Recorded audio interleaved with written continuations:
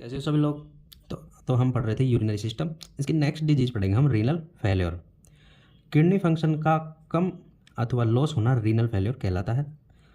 दो प्रकार से रीनल फेल्योर को बताया गया है। पहला है एक्यूट रीनल फेल्योर, कुछ ही घंटों तथा दिनों में अचानक किडनी फंक्शन का लॉस होना अथवा कम होना ARF कहलाता है। ARF रिवर्सिबल हो जाता है, जिसमें किडनी फंक्शन धीरे धीरे पुनः सामान्य हो जाता है। इसकी इटियोलॉजी है। ARF के कारणों को 3 मेजर ग्रुप में कैटेगराइज किया जाता है। जैसे पहला है प्री रीनल कोज, डिहाइड्रेशन तथा हीमोरेज के कारण हाइपोवोलेमिया होना। CHF हाइपोवोलेमिया तथा कार्डियोजेनिक शॉक के कारण कार्डियक आउटपुट कम होना। थ्रोम्बोसिस होना विशेषतः रीनल आर्टरी में। एनाफिलैक्सिस, सेप्टिक शॉक व न्यूरोलॉजिकल इंजरी जैसे कंडीशन में पेरिफेरल वैस्कुलर रेजिस्टेंस कम होने से रीनल ब्लड फ्लो का कम होना। सेकेंड है intra renal cause. Intra renal कारणों में लगभग 90% acute tubular necrosis, ischaemia associated with shock जिम्मेदार होता है। यदि बेसमेंट मेम्ब्रेन डिस्ट्रॉय नहीं होती है तो ट्यूबुलर रिगर्जिटेशन हो सकता है। टॉक्सिन अथवा एंटीबायोटिक थेरेपी, इसमें पेनिसिलिन व एमिनोग्लाइकोसाइड इत्यादि होती है। ग्लोमेरुलर तथा प्री ट्यूबुलर कैपिलरीज में थ्रोम्बोसिस होना। Haemolytic blood transfusion reaction, trauma and disease of kidney. Third है पोस्ट रीनल कोज, यूरेथ्रल ओपनिंग तथा किडनी के बीच ऑब्स्ट्रक्शन होना। यह कैलकुलस तथा ट्यूमर के कारण हो सकता है। ARF स्टेज, इसकी 3 स्टेज बताई गई है। इसमें से पहली स्टेज है ओलिगोयूरिक फेज। ओलिगोयूरिक फेज ये 8 से 15 दिन की अवधि होती है इसकी। BUN क्रिएटिनिन तथा पोटेशियम इंटॉक्सिकेशन का बढ़ना। H+ आयन का एक्सक्रेशन तथा HCO3 आयन का फॉर्मेशन कम होने के कारण एसिडोसिस होना। अचानक यूरिन आउटपुट का 400 ml पर डे से कम होना। यूरिन स्पेसिफिक ग्रेविटी का कम होना। हाइपर वोलेमिक के कारण हाइपरटेंशन होना। कॉन्शियसनेस का लेवल कम होना। सेकेंड स्टेज है इसकी डायरेटिक फेज। इसका ड्यूरेशन होता है में last 1 to 3 weeks. Damage nephrons की रिकवरी के कारण यूरिन आउटपुट धीरे धीरे बढ़ना शुरू होकर 4 से 5 लीटर पर डे तक बढ़ जाता है।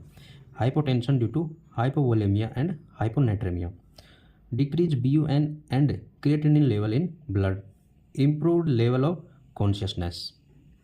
थर्ड है recovery phase.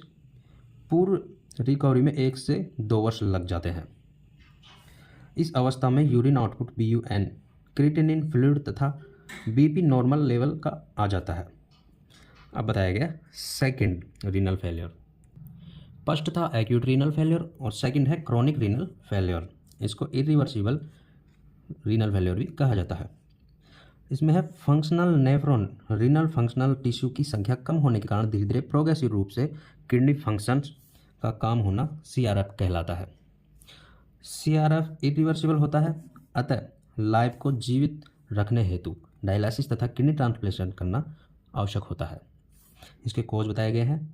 ARF can progress to CRF, hypertensive and diabetic nephropathy, SLE glomerulonephritis या अन्य auto immune disorder, sickle cell disease, chronic kidney infection व मलेरिया। अब इसकी स्टेज बताई गई है क्रॉनिक रीनल फेल्योर की। फर्स्ट स्टेज है डिसमिनिस्ड रीनल रिवर्स। इस अवस्था में हेल्थी नेफ्रॉन की संख्या कम होने के कारण अन्य नेफ्रॉन क्षतिपूर्ति कंपनसेशन हेतु अधिक वर्क करते हैं, जिसके कारण सर्वप्रथम पोलियूरिया होता है।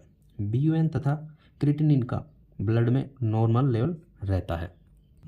क्रॉनिक रीनल फेलियर की सेकेंड स्टेज है रीनल इनसफिशियंसी। यह 75% नेफ्रॉन और लॉस्ट, 75% नेफ्रॉन लॉस्ट हो जाते हैं इसमें, इस स्टेज में। इस अवस्था में माइल्ड एजोटेमिया, ओलिगोयूरिया और एडिमा रहता है। थर्ड स्टेज है end stage renal disease, 90% nephron are lost. Blood में BUN तथा क्रिएटिनिन का लेवल अत्यधिक बढ़ जाता है। इस अवस्था में लाइफ को मेंटेन रखने के लिए डायलिसिस अथवा किडनी ट्रांसप्लांटेशन की आवश्यकता होती है। Clinical manifestation of uremia. CRF के एंटायर क्लिनिकल मैनिफेस्टेशन को यूरेमिया कहते हैं।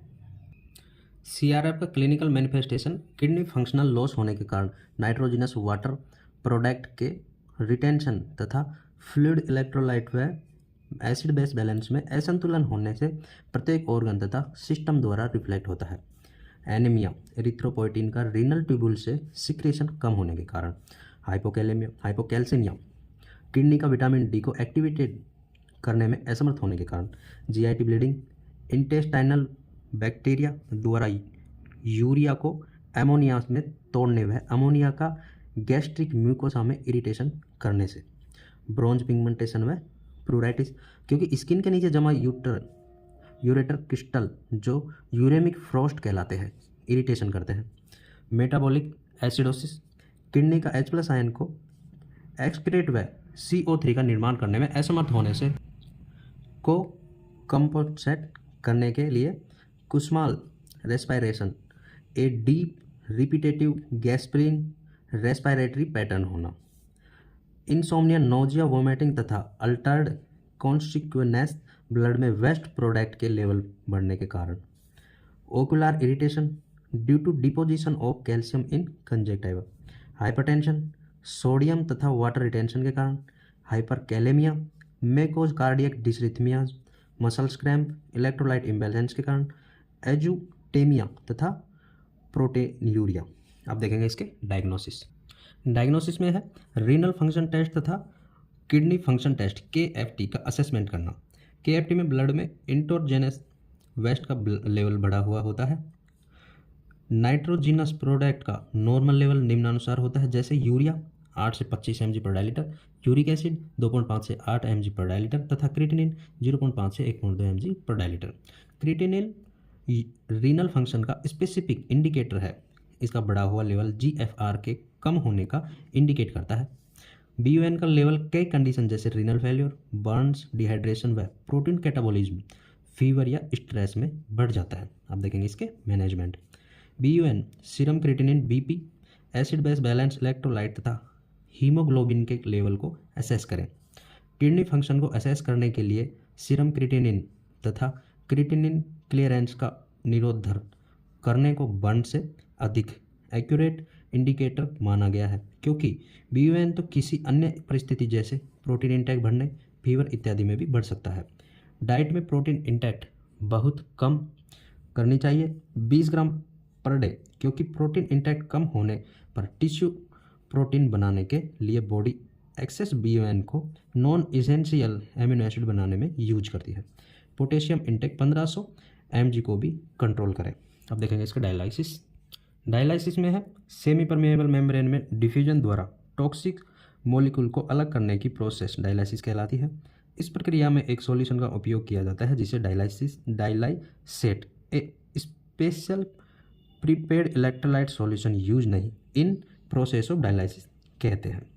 Goal of dialysis therapy, blood के वेस्ट प्रोडक्ट तथा एक्सेसिव फ्लूइड को रिमूव करना, ब्लड की pH तथा इलेक्ट्रोलाइट बैलेंस को मेंटेन करना। अब देखेंगे इसके टाइप्स। मेजर 2 टाइप्स के होते हैं, जिसमें फर्स्ट है हीमोडायलाइसिस। इसमें ब्लड में excessive fluid, toxins, metabolic waste product व यूरिया को क्लीन करने के लिए एक आर्टिफिशियल किडनी डायलाइजर का प्रयोग किया जाता है। डायलाइसिस मेम्ब्रेन्स को बनाने के लिए अत्यधिक बायोकॉम्पेटिबिलिटी, लिविंग स्टीम के साथ अधिक समानता रखने वाला सिंथेटिक पॉलीमर जैसे पॉलीमिथाइल मिथाक्रेस्टिलेट का प्रयोग किया जाता है। प्रत्येक बार आर्टिफिशियल किडनी डायलाइजर को 6 घंटे के लिए प्रयोग करते हैं। डायलाइजर कोलाफोन मेम्ब्रेन से बना होता है।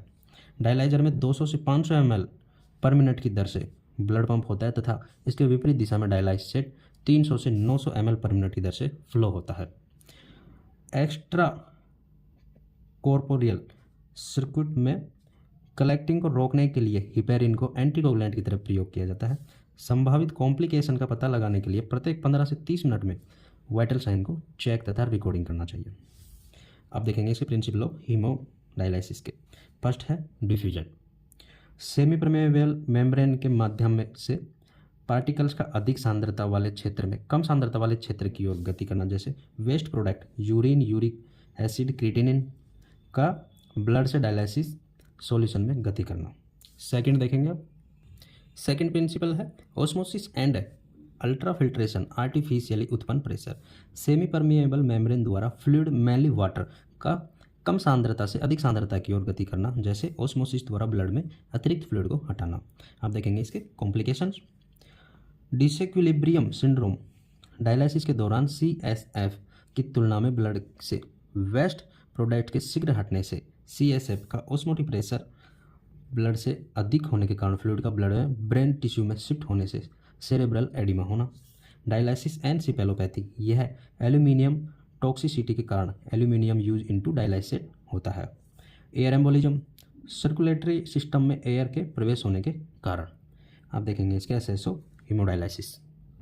असेस ऑफ हीमोडायलिसिस में फर्स्ट है external arteriovenous shunt, rarely use. Silastic tubing द्वारा शंट बनाना, इसके लिए महत्वपूर्ण मुख्यतः रेडियल आर्टरी व बेसिल वेन का यूज करते हैं।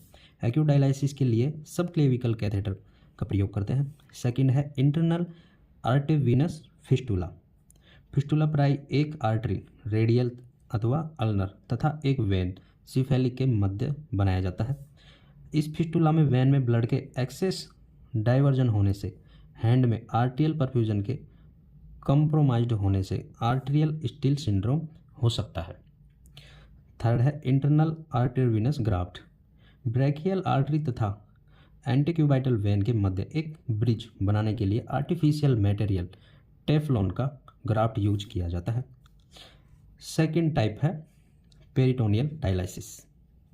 पहला हीमोडायलिसिस था, ये सेकंड है पेरिटोनियल डायलिसिस।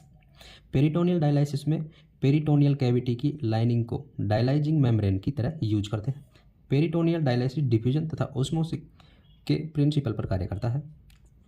पेरिटोनियल कैविटी में कैपिलरीज के द्वारा प्रचुर मात्रा में ब्लड सप्लाई होता है, इसलिए पेरिटोनियल कैविटी की कैपिलरीज के अंदर उपस्थित वेस्ट प्रोडक्ट जैसे यूरिया, यूरिक एसिड व क्रिएटिनिन डिफ्यूजन द्वारा ब्लड से डायलिसिस में आ जाते हैं।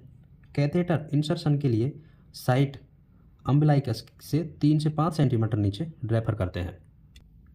यदि डायलिसेट का आउटफ्लो इनसफिशिएंट हो तो ट्यूबिंग में किंक्स या क्लॉट को चेक करें, क्लाइंट की पोजीशन चेंज करें, कैथेटर पोजीशन को एंश्योर करें तथा ड्राइनेज बैग को क्लाइंट के एब्डोमेन के नीचे रखें। Contraindication of peritoneal dialysis. Contraindication देखेंगे इसके पेरिटोनाइटिस, रिसेंट एब्डोमिनल सर्जरी तथा कोई भी एब्डोमिनल व रेस्पिरेटरी डिजीज हो। कॉम्प्लिकेशन ऑफ पेरिटोनियल डायलिसिस, इसकी कॉम्प्लिकेशन है peritonitis. Sign and symptoms are cloudy outflow, rebound, abdominal tenderness and abdominal pain. Abdomen pain due to peritoneal irritation subside after 1 to 2 weeks. Abnormal outflow indicate complication like bloody outflow after few exchange, vascular complication, brown outflow, bowel periform, urine colored outflow, blood periform, cloudy outflow, peritonitis. तो हमारा renal failure complete हो गया। अब next disease देखेंगे हम kidney transplantation. Kidney transplantation के बारे में पढ़ेंगे। लिविंग डोनर अथवा कैडवेयर के किडनी को रीनल फेलियर वाले इंडिविजुअल्स में ग्राफ्ट करना। इसका इरिवर्सिबल किडनी फेलियर में यूज किया जाता है। न्यू किडनी को इलियक फोसा में रखते हैं। पॉलीसिस्टिक किडनी के अलावा ओल्ड डिजीज किडनी अपनी जगह रह सकती है।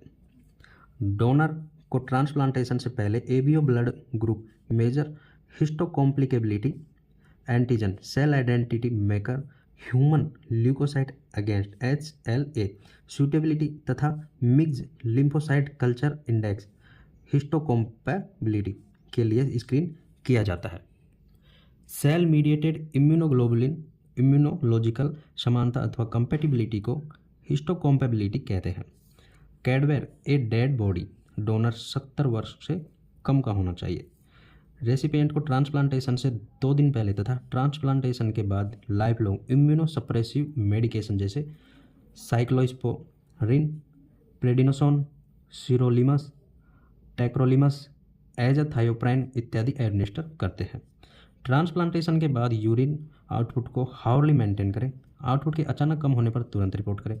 रीनल फंक्शन को एवेल्यूएट करने के लिए डेली वेट तथा लेबोरेटरी रिजल्ट जैसे BUN, सीरम क्रिएटिनिन व स्पेसिफिक ग्रेविटी को मॉनिटर करें। क्लाइंट को सेमी फाउलर पोजीशन में रखें तथा बैग में नॉन ऑपरेटिव साइड में टर्न करें। शुरुआत में यूरिन पिंक तथा ब्लडी हो सकता है, लेकिन यह कुछ दिनों में, सप्ताहों में नॉर्मल हो जाता है। यूरिन में ग्रोस हीमेचूरिया या क्लोट को फिजिशियन को नोटिफाई करें। कोल्ड स्टेमिक टाइम, कोल्ड स्टेमिक टाइम में है वह टाइम जिसमें किसी ऑर्गन को ट्रांसप्लांटेशन के लिए सर्जिकल रिमूव करने के बाद से रिसिपेंट से ट्रांसप्लांटेशन के पहले तक चिल्ड परफ्यूजन सॉल्यूशन में रखते हैं, जिसे कोल्ड स्टेमिक टाइम कहते हैं। यह टाइम ब्लड फ्लो स्टॉप होने से रिसिपेंट की किडनी के एनस्टमोइस होने तक होता है। अधिकतम ट्रांसप्लांटेशन टाइम 72 होस्ट तक हो सकता है।